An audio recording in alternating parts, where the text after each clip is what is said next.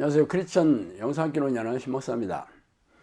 오늘은 성령께서 찾아오시게 하는 기도의 비결, 이런 제목을 한번 생각해 보도록 하겠습니다. 우등생과 아니면 평범한 학생의 차이가 무엇일까요? 똑같은 교사에게서 같은 강의를 들었는데도 시험을 보면 성적이 차이가 나잖아요. 그 이유는 우등생은 시험이 날 만한 그런 내용을 선택하여 집중적으로 암기하여 이 문제를 해결하지만, 평범한 학생은 시험이 날 만한 문제를 집중적으로 공부하는 능력이 부족하다고 볼 수 있습니다. 결국 공부하는 양은 비슷해도 질이 좀 차이가 난다고 볼 수 있죠. 이런 일이 기도 훈련에도 동일하게 작용합니다. 똑같은 시간을 똑같은 강도로 기도한다 해도 같은 결과를 내지는 않아요. 실제로 영상학교에 와서 기도 훈련 하시는 분들은 대부분 성령이 내지 않은 기도 훈련을 학수고대하며 기다리던 사람들입니다.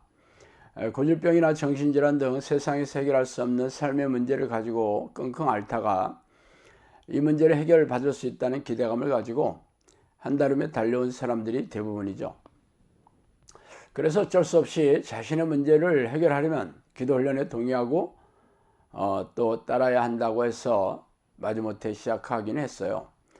그래서 적지 않은 시간 동안 기도 훈련을 하고 있지만 여전히 성령과 동의하는 경지의 기도 습관을 들이지는 못하고 있죠.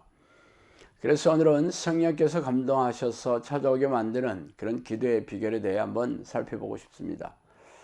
첫 번째로 자발적으로 기도하려고 애써야 합니다. 처음에는 기도 훈련이 타의에 의해 시작했을지라도 스스로 자발적으로 적극적으로 기도를 하려고 애써야 합니다. 하나님은 기도하는 시간이나 어떤 희생적인 기도 행위를 보시는 분이 아니라 마음의 그 자세를 불꽃 같은 눈동자로 지켜보세요. 하나님께서 보시고자 하는 관점은 스스로 자발적으로 하려고 애쓰는가 하는 것이죠.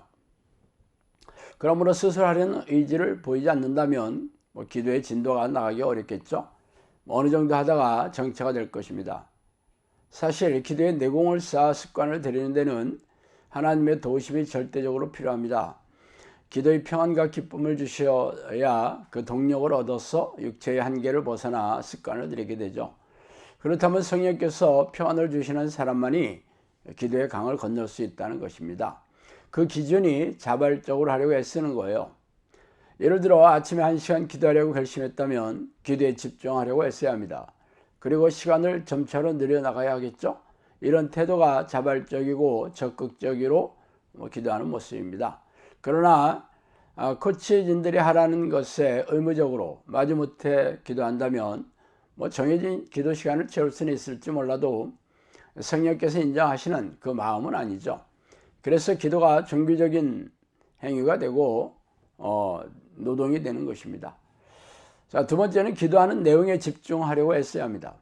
기도하는 내용이 하나님을 부르는 것이라면 기도하는 내내 하나님이 자신에게 와주셔서 통치하고 다스려달라는 내용 외에 다른 생각이 들어와서는 안 돼요.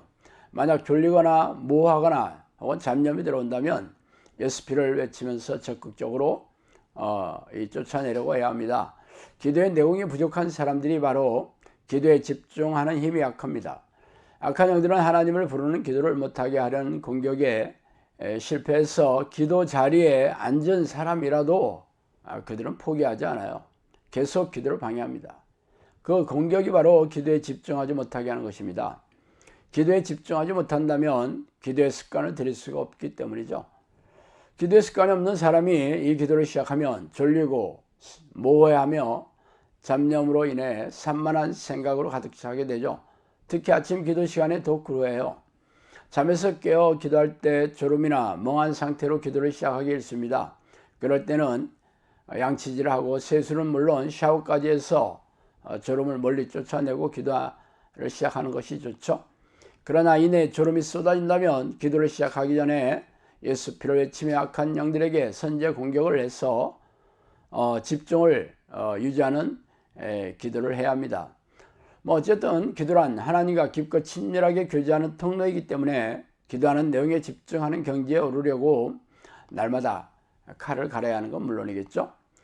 세 번째로 삶의 가지치기를 하고 하루 종일 하나님의 생각으로 가득 차도록 쉬지 않고 기도하려고 했어야 합니다.